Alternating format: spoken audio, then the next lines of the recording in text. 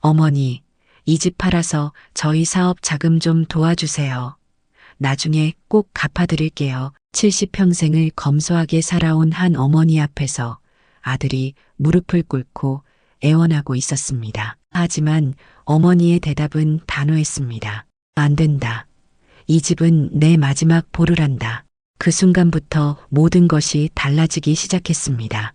한평생 자식을 위해 헌신해온 어머니와 그 은혜를 잊은 자식들 사이의 씁쓸한 이야기가 지금부터 펼쳐집니다. 그 전에 잠깐 이 영상이 마음에 드셨다면 구독과 좋아요 부탁드립니다. 그럼 지금부터 시작되는 이야기 속으로 함께 들어가 볼까요? 김순덕 할머니는 올해 73살이었습니다. 평생을 농사와 작은 장사로 근근히 살아온 순덕은 검소함 그 자체였습니다. 낡은 옷을 기워 입고 한 끼 식사도 아껴가며 살았지만 단 한 번도 불평한 적이 없었습니다. 오직 하나뿐인 아들 민수를 위해서라면 무엇이든 할 수 있다는 마음이었습니다. 민수가 35이 되던 해 순덕은 자신이 평생 모은 전 재산을 털어서 아들 부부를 위한 작은 아파트를 마련해 주었습니다. 자신은 시골의 허름한 단독주택에서 혼자 살면서도 아들 내외가 도시에서 편안하게 살 수 있도록 배려한 것이었습니다. 그때만 해도 순덕은 행복했습니다. 아들이 좋은 며느리 영희와 함께 새로운 보금자리에서 잘 살아갈 것이라 믿었기 때문입니다. 하지만 시간이 흐르면서 순덕의 마음속에는 작은 서운함이 자리 잡기 시작했습니다.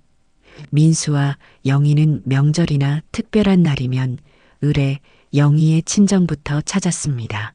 영희의 어머니에게는 비싼 선물과 용돈을 챙겨드리면서도 순덕에게는 형식적인 인사만 하고 돌아가는 일이 잦았습니다. 영희의 친정에서는 며칠씩 머무르며 맛있는 음식을 해드리고 집안일까지 도와드리는 모습을 보면서도 순덕의 집에서는 몇 시간 앉아있기도 힘들어하는 것 같았습니다. 순덕은 이런 상황이 못마땅했지만 직접적으로 말하지는 않았습니다. 며느리라는 존재가 원래 친정에 더 마음이 기울기 마련이라고 스스로를 달래기도 했습니다. 하지만 마음 깊은 곳에서는 배신감과 외로움이 점점 커져가고 있었습니다. 자신이 그토록 아끼고 사랑했던 아들이 이제는 처가쪽 사람처럼 느껴질 때가 많았습니다. 특히 영희가 자신의 어머니 이야기를 할 때는 눈빛이 환해지면서도 순덕에 대해서는 의무적인 표정으로만 대하는 모습을 볼 때면 가슴이 미어지는 것 같았습니다. 그래도 순덕은 참았습니다. 아들의 행복이 가장 중요하다고 생각했기 때문입니다. 하지만 앞으로 펼쳐질 일들은 순덕의 인내심을 시험하는 더 큰 시련의 시작에 불과했습니다. 민수의 사업이 기울어지기 시작한 것은 아들 부부가 새 집으로 이사한 지 3년이 지난 후였습니다. 처음에는 작은 음식점을 운영하며 나름대로 괜찮은 수입을 올리고 있었지만 코로나 사태와 경기 침체가 겹치면서 상황이 급격히 악화되었습니다. 민수는 빚이 눈덩이처럼 불어나자 점점 초조해졌고 영희 역시 매일 밤 한숨을 내쉬며 걱정이 깊어져만 갔습니다. 그러던 어느 날 민수와 영희가 갑작스럽게 순덕을 찾아왔습니다. 평소와 달리 두 사람의 표정이 심각해 보였고 민수의 눈가에는 며칠간 잠을 못 잔 듯한 다크서클이 선명했습니다. 순덕은 반가운 마음에 정성껏 저녁상을 차렸지만 아들 내외는 밥도 제대로 먹지 못하고 계속 서로의 눈치만 살피고 있었습니다. 식사를 마친 후 민수가 조심스럽게 말을 꺼냈습니다. 사업이 어려워져서 당장 큰 돈이 필요하다는 것이었습니다. 그리고는 머뭇거리며 순덕에게 집을 팔아서 도움을 달라고 부탁했습니다. 순덕은 처음에 무슨 말인지 이해하지 못했습니다. 자신이 평생을 살아온 이 집을 팔라는 것인지 믿기지 않았기 때문입니다. 영희도 옆에서 거들었습니다. 지금 상황이 정말 절박하다며 나중에 사업이 잘 되면 더 좋은 집을 사들일 수 있다고 달랬습니다. 하지만 순덕의 마음은 복잡했습니다. 이 집은 단순한 부동산이 아니었습니다. 남편과 함께 일궈낸 추억이 고스란히 담긴 곳이었고, 남편이 세상을 떠난 후에도 순덕 혼자서 지켜온 마지막 안식처였습니다. 무엇보다 순덕은 현실적인 걱정이 앞섰습니다. 70이 넘은 나이에 집을 팔고 나면 어디서 어떻게 살아야 할지 막막했습니다. 아들 내외와 함께 살 수도 있겠지만 그동안 보아온 바로는 그들이 자신을 진심으로 모실 마음이 있는지 의문스러웠습니다. 더군다나 사업이 실패하면 그 돈도 날아갈 텐데, 그렇게 되면 자신은 무일푼으로 길거리에 나앉게 될 수도 있었습니다. 순덕은 한참을 고민한 끝에 단호하게 고개를 저었습니다. 이 집만은 절대 팔 수 없다고 말했습니다. 민수는 처음에는 이해한다는 듯 고개를 끄덕였지만 시간이 지나면서 점점 초조해하기 시작했습니다. 영희는 아예 표정이 굳어져서 순덕을 바라보는 눈빛이 차갑게 변했습니다. 그날 밤 아들 내외는 결국 빈손으로 돌아갔고, 순덕은 홀로 남아 밤새 잠을 이루지 못했습니다. 순덕이 집을 팔아달라는 부탁을 거절한 이후 민수와 영희의 태도는 눈에 띄게 달라졌습니다. 예전에도 그리 자주 찾아오지는 않았지만 이제는 아예 한 달에 한 번 정도 의무적으로만 얼굴을 비추는 정도였습니다. 그마저도 겨우 한두 시간 앉아있다가 급한 일이 있다며 서둘러 떠나곤 했습니다. 반면 영희의 친정에 대한 관심과 정성은 오히려 더욱 깊어졌습니다. 영희는 일주일에 두세 번씩 친정어머니께 안부 전화를 드리며 무엇이 필요한지 세심하게 챙겼습니다. 비싼 건강식품이나 의류를 사드리는 것은 물론이고, 친정어머니가 몸이 조금이라도 아프시면 밤낮 없이 달려가서 병원까지 모시고 다녔습니다. 민수 역시 처가 식구들과는 마치 친아들처럼 허물없이 지내며 처가의 크고 작은 일들에 적극적으로 나서서 도움을 주었습니다. 순덕은 이런 모습을 볼 때마다 가슴이 메어졌습니다. 특히 영희가 친정어머니와 통화할 때의 다정한 목소리와 자신에게 전화할 때의 건조한 목소리가 너무나 대조적이었습니다. 영희는 친정어머니께는 엄마, 오늘 날씨가 쌀쌀한데 옷 따뜻하게 입으세요 하며 다정하게 말하면서도 순덕에게는 어머니, 안녕하세요. 별일 없으시죠? 하고 형식적으로만 인사를 건넸습니다. 더욱 가슴 아픈 것은 명절이나 특별한 날의 모습이었습니다. 추석이나 설날이 되면 아들 내외는 영희의 친정에서 이틀을 보내면서도 순덕의 집에는 고작 몇 시간만 머물렀습니다. 영희의 친정에서는 온 가족이 모여서 웃고 떠들며 즐거운 시간을 보내는 반면 순덕의 집에서는 어색한 침묵만이 흘렀습니다. 민수는 계속 시계를 보며 언제 떠날지만 생각하는 것 같았고, 영희는 친정에서 가져온 음식 이야기만 계속했습니다. 순덕이 정성껏 준비한 음식들은 대부분 남겨졌습니다. 아들 내외는 친정에서 너무 많이 먹어서 배가 불러요라며 몇 숟가락만 떠먹고는 그만두었습니다. 하지만 순덕이 전해 들은 바로는 영희의 친정에서는 새벽부터 밤늦게까지 끊임없이 음식을 해서 대접했고, 민수도 그곳에서는 맛있게 잘 먹었다고 했습니다. 이런 차별 대우는 선물에서도 극명하게 드러났습니다. 영희의 어머니께는 몇십만 원짜리 건강보조식품이나 고급 의류를 선물하면서도 순덕에게는 마트에서 파는 과일 한 상자 정도가 전부였습니다. 더욱 서운한 것은 영희가 친정어머니 생신에는 일주일 전부터 준비하며 온 가족이 모여서 성대하게 치르면서도 순덕의 생신에는 간단한 케이크 하나로 때우고는 금방 일어나 버리는 것이었습니다.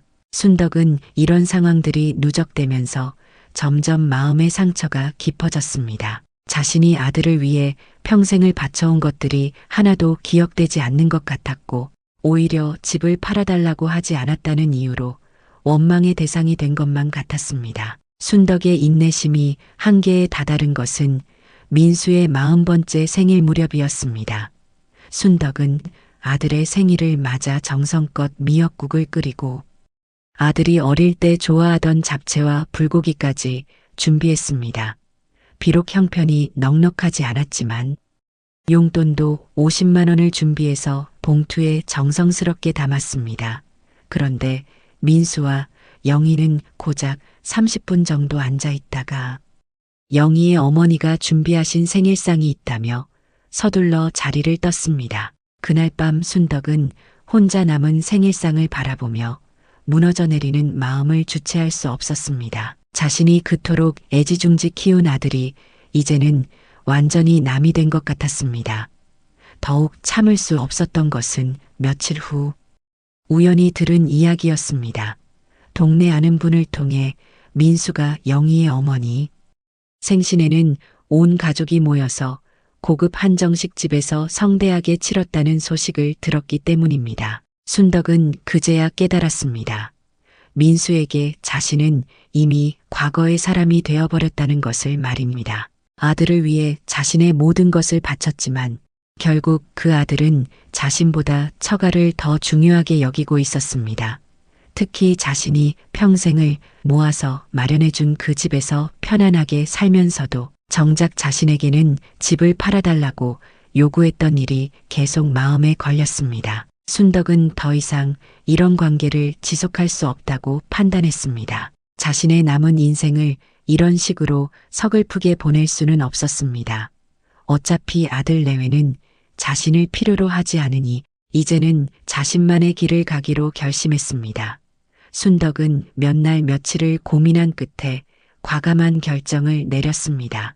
지금 살고 있는 집을 정리하고 다른 지역으로 이사를 가기로 한 것입니다. 순덕은 조용히 이삿짐을 꾸렸습니다. 오랜 세월 동안 쌓인 추억의 물건들을 하나하나 정리하면서도 눈물이 나지 않았습니다. 오히려 마음이 후련했습니다. 더 이상 아들 내외의 눈치를 보며 살지 않아도 된다는 생각에 해방감마저 느꼈습니다. 순덕은 민수에게 이사한다는 연락도 하지 않았습니다. 어차피 자주 찾아오지도 않는 아들이니 한동안은 모르고 지나갈 것이라 생각했습니다. 순덕이 선택한 새로운 거주지는 바닷가 근처의 작은 도시였습니다. 집값도 저렴하고 공기도 맑아서 노후를 보내기에 적당한 곳이었습니다. 무엇보다 아들 내외와는 충분히 멀리 떨어진 곳이어서 마음의 부담도 없었습니다. 순덕은 작은 원룸을 얻어서 홀로 썩기를 시작했습니다. 새로운 환경에서의 생활은 처음에는 낯설었지만 점점 적응해 나갔습니다. 순덕은 근처 경로당에 나가서 또래 어르신들과 친분을 쌓기 시작했습니다. 오랜만에 자신의 속마음을 털어놓을 수 있는 사람들을 만났고 아들 걱정 없이 자신만의 시간을 보낼 수 있다는 것이 새삼 소중하게 느껴졌습니다. 순덕은 아침마다 바닷가를 산책하며 새로운 하루를 맞이했고 저녁에는 경로당에서 만난 친구들과 함께 운동도 하며 건강을 챙겼습니다. 그런데 한 달여가 지난 어느 날 민수로부터 다급한 전화가 걸려왔습니다. 집에 찾아갔는데 아무도 없고 이웃들도 이사간 지 오래라고 한다는 것이었습니다. 순덕은 담담하게 대답했습니다. 자신은 이제 새로운 곳에서 새로운 삶을 시작했다고 말입니다. 순덕이 연락 없이 이사를 떠난 후 민수와 영희는 처음에는 당황했지만 곧 분노로 바뀌었습니다. 민수는 어머니가 너무 이기적이다며 화를 냈고 영희 역시 시어머니가 우리를 완전히 포기하신 것 같다며 불만을 토로했습니다. 하지만 그들에게는 당장 해결해야 할 더 급한 문제가 있었습니다. 음식점 임대료와 각종 대출 이자가 밀려 있었고 매출은 계속 줄어들고 있었기 때문입니다. 결국 민수와 영희는 영희의 부모님께 도움을 요청하기로 했습니다. 영희의 아버지는 작은 회사를 운영하고 있어서 경제적으로 여유가 있는 편이었습니다. 영희는 눈물을 글썽이며 친정어머니에게 상황을 설명했고 영희의 부모님은 딸 부부의 어려운 상황을 보고 흔쾌히 도움을 주기로 했습니다. 영희의 아버지는 2천만 원을 빌려주며 사업을 제대로 정리하고 새로 시작하라고 격려해 주었습니다. 민수와 영희는 처가의 도움으로 일단 급한 불을 끄고 새로운 사업 아이템을 물색하기 시작했습니다. 이번에는 온라인 쇼핑몰 사업에 도전해 보기로 했습니다. 영희의 아버지가 추천해 준 사업 파트너와 함께 의류 판매업을 시작했는데 처음 몇 달간은 나름대로 괜찮은 성과를 올렸습니다. 민수와 영희는 이번에야말로 성공할 수 있을 것이라며 희망에 부풀었습니다. 하지만 현실은 그들의 기대와 달랐습니다. 온라인 쇼핑몰 시장은 생각보다 경쟁이 치열했고 마케팅 비용도 만만치 않았습니다. 게다가 민수는 온라인 비즈니스에 대한 이해가 부족했고 영희 역시 전문성이 떨어져서 효과적인 운영을 하지 못했습니다. 몇 달 후부터는 다시 적자가 누적되기 시작했고 재고도 쌓여가기만 했습니다. 영희는 다시 친정에 도움을 요청해야 하는 상황이 되었습니다. 하지만 이번에는 영희의 아버지의 반응이 예전과 달랐습니다. 영희의 아버지는 한번 실패했으면 교훈을 얻어야 하는데 또다시 같은 실수를 반복하고 있다며 실망감을 드러냈습니다. 그래도 딸이 애원하니 어쩔 수 없이 1,000만 원을 더 지원해 주었지만 이번이 마지막이라고 못 박았습니다. 영희의 어머니도 점점 냉담해져 갔습니다. 예전에는 사위인 민수를 친아들처럼 대해 주었지만 이제는 만날 때마다 언제쯤 제대로 된 직장을 구할 생각이냐며 핀잔을 주기 시작했습니다. 영희의 형제들도 처음에는 동생을 위해 도움을 주려 했지만 계속되는 실패를 보면서 점차 거리를 두기 시작했습니다. 특히 영희의 오빠는 동생이 너무 현실 감각이 없다며 직설적으로 비판했습니다. 상황이 더욱 악화된 것은 온라인 쇼핑몰마저 문을 닫게 되면서부터였습니다. 민수와 영희는 결국 모든 재고를 헐값에 처분해야 했고 사업 파트너와의 관계도 틀어져서 추가적인 분쟁까지 생겼습니다. 변호사 비용까지 들어가면서 빚은 눈덩이처럼 불어났고 이제는 생활비조차 부족한 상황이 되었습니다. 영희는 세 번째로 친정의 도움을 요청했지만 이번에는 아예 문전박대를 당했습니다. 영희의 아버지는 이제 그만하라. 우리도 무한정 도와줄 수는 없다며 단호하게 거절했습니다. 영희의 어머니는 딸의 눈물을 보고 마음이 아팠지만 남편의 뜻을 거스를 수는 없었습니다. 게다가 영희의 오빠는 이제 우리 가족한테도 피해를 주지 말라며 냉정하게 선을 그었습니다. 처가의 지원이 끊어지자 민수와 영희의 생활은 급격히 어려워졌습니다. 아파트 관리비와 공과금을 제때 내지 못해서 독촉장이 날아오기 시작했고 신용카드 대금도 연체되어 신용등급이 떨어졌습니다. 영희는 처음으로 파트타임 일자리를 구해야 했고 민수는 건설 현장에서 일용직으로 일하기 시작했습니다. 하지만 가장 힘든 것은 경제적 어려움보다도 주변 사람들의 시선이었습니다. 처가 식구들은 이제 민수 부부를 대놓고 실패자 취급했고 친구들도 하나둘씩 연락을 끊어갔습니다. 영희는 친정에 갈 때마다 눈치를 봐야 했고 민수는 처가 사람들을 만날 때마다 위축되고 초라한 기분을 느꼈습니다.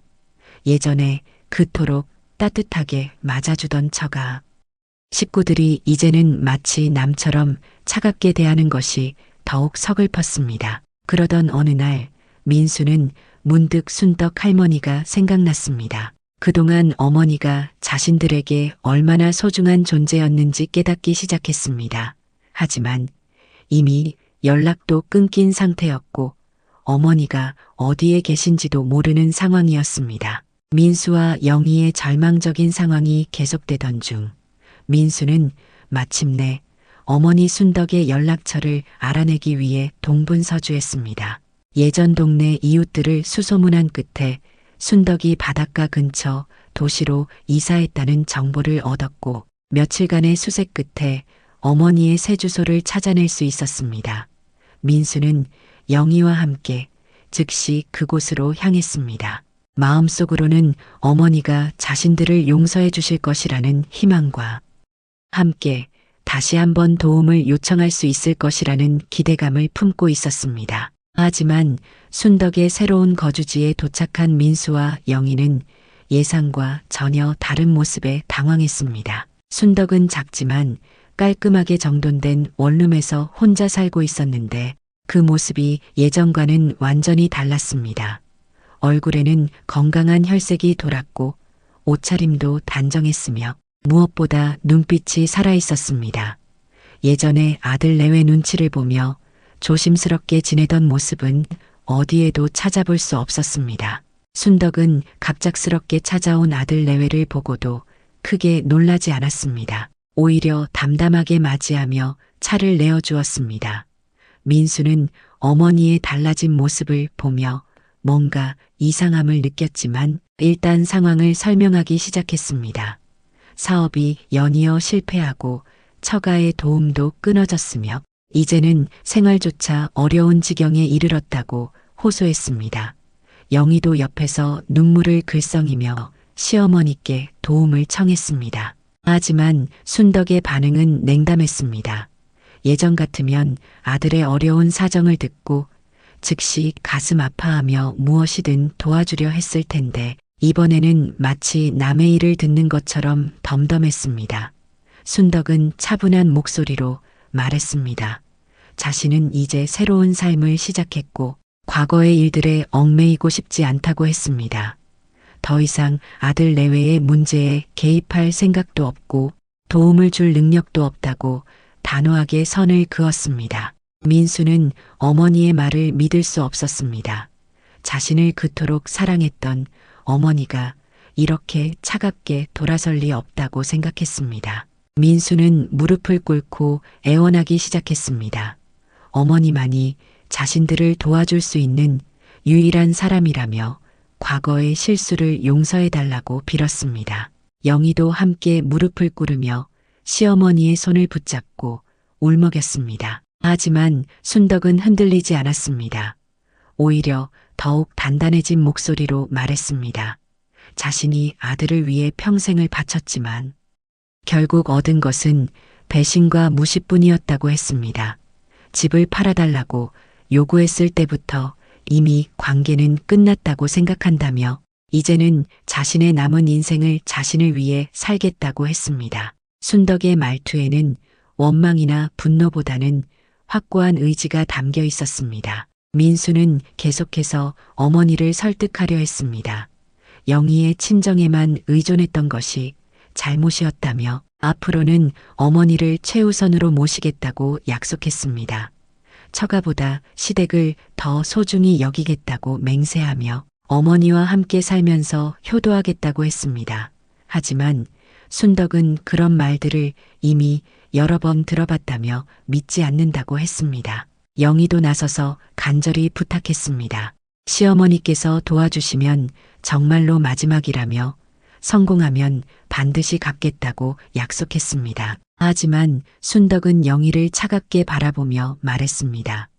그동안 자신을 어떻게 대했는지 기억하지 못하느냐고, 친정어머니와 자신을 어떻게 다르게 대했는지 잊었느냐고 반문했습니다. 영희는 할 말이 없어서 고개만 숙였습니다. 순덕은 일어서서 창문 너머로 바다를 바라보며 말했습니다. 자신은 이제 이곳에서 새로운 친구들과 함께 평온한 노년을 보내고 있다고, 경로당에서 만난 사람들과 함께 운동도 하고 여행도 다니며 행복하다고 했습니다.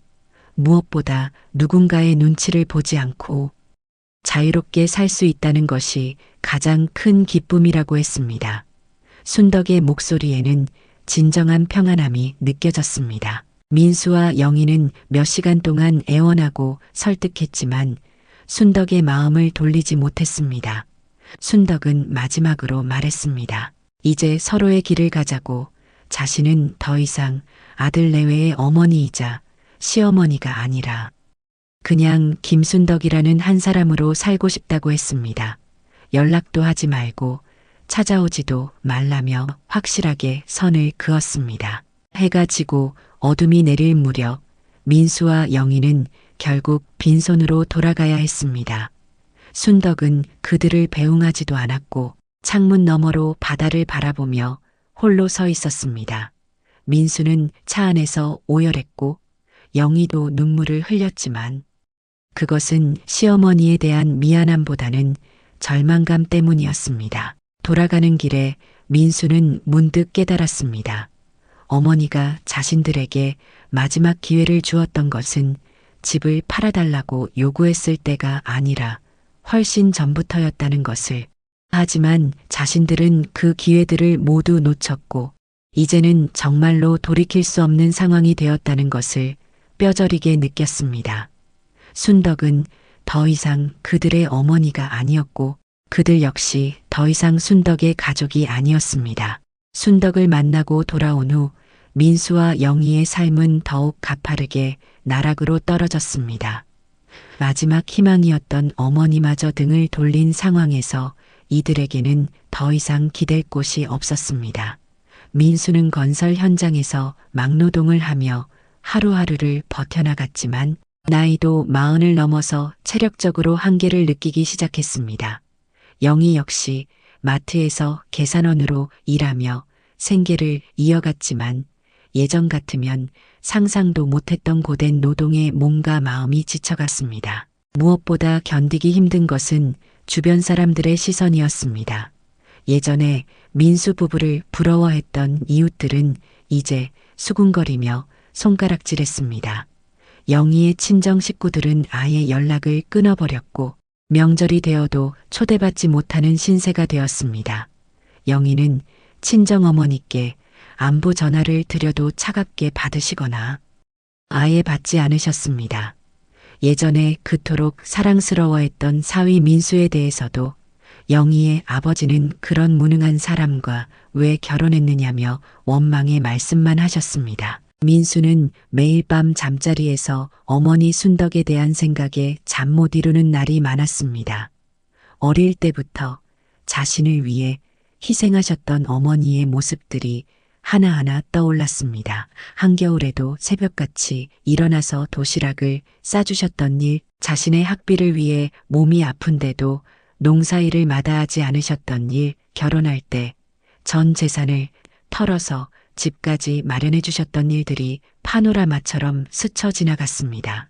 그런 어머니를 자신들은 어떻게 대했는지 생각할 때마다 가슴이 찢어지는 것 같았습니다. 영희 역시 시어머니에 대한 죄책감에 시달렸습니다.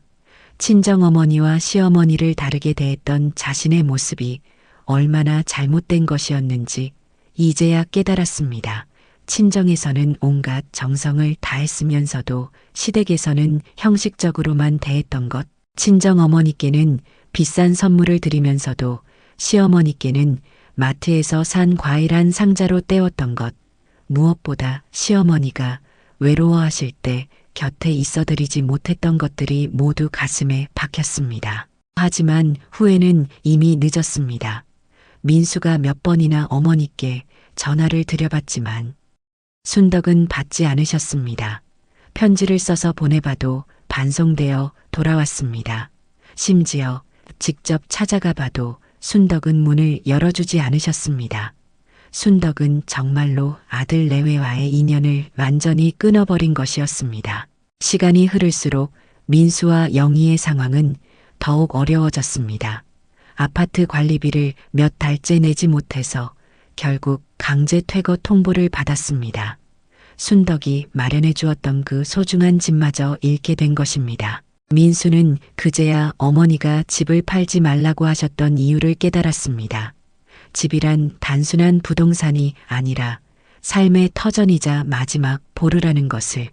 하지만 이미 모든 것이 늦었습니다. 결국 민수와 영희는 월세도 제대로 낼 수 없는 낡은 원룸으로 이사를 가야 했습니다. 예전에 살던 아파트와는 비교도 할 수 없을 정도로 열악한 환경이었지만 선택의 여지가 없었습니다.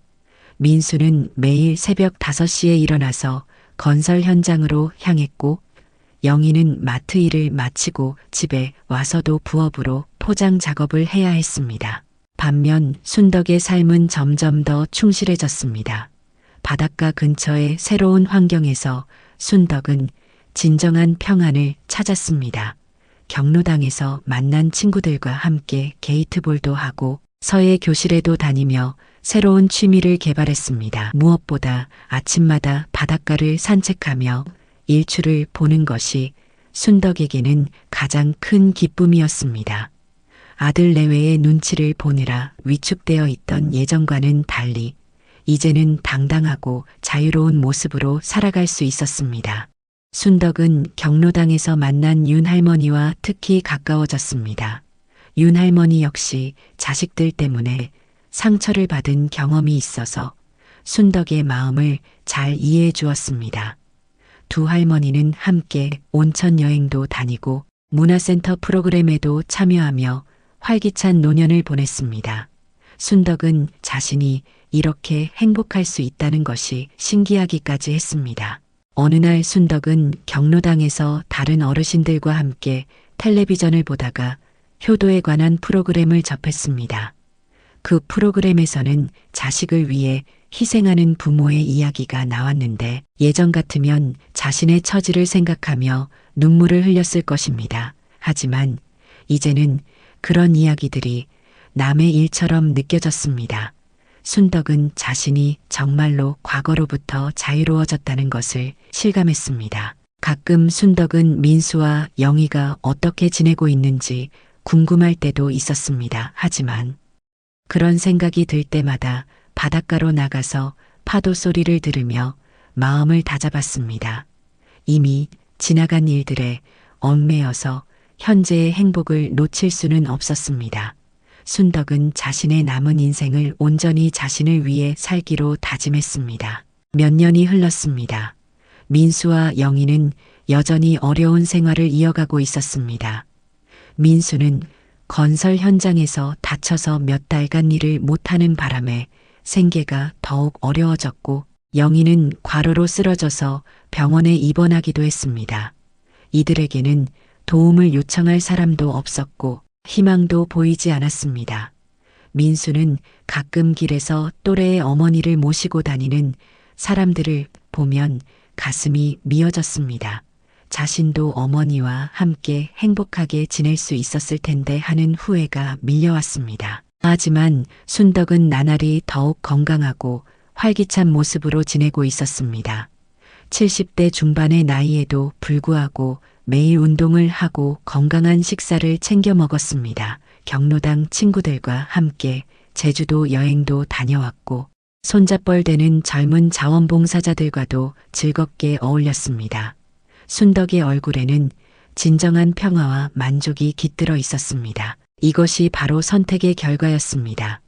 민수와 영희는 순덕을 이용하려 했지만 결국 모든 것을 잃었고 순덕은 과감하게 새로운 길을 선택함으로써 진정한 자유와 행복을 얻었습니다. 때로는 혈연보다도 자신을 소중히 여기는 용기가 필요한 법입니다. 순덕은 그 용기를 냈고 그 결과 당당하고 평온한 노년을 맞이할 수 있었습니다. 오늘 이야기를 들어주셔서 감사합니다. 영상 보시고 느끼신 감정 댓글로 함께 나눠주세요. 여러분의 한마디가 누군가에겐 큰 위로가 될 수 있습니다. 영상이 마음에 드셨다면 구독과 좋아요, 응원 부탁드립니다. 오늘도 귀한 시간 내어주시고 끝까지 시청해주신 구독자, 시청자 여러분 진심으로 감사드립니다. 항상 건강하세요.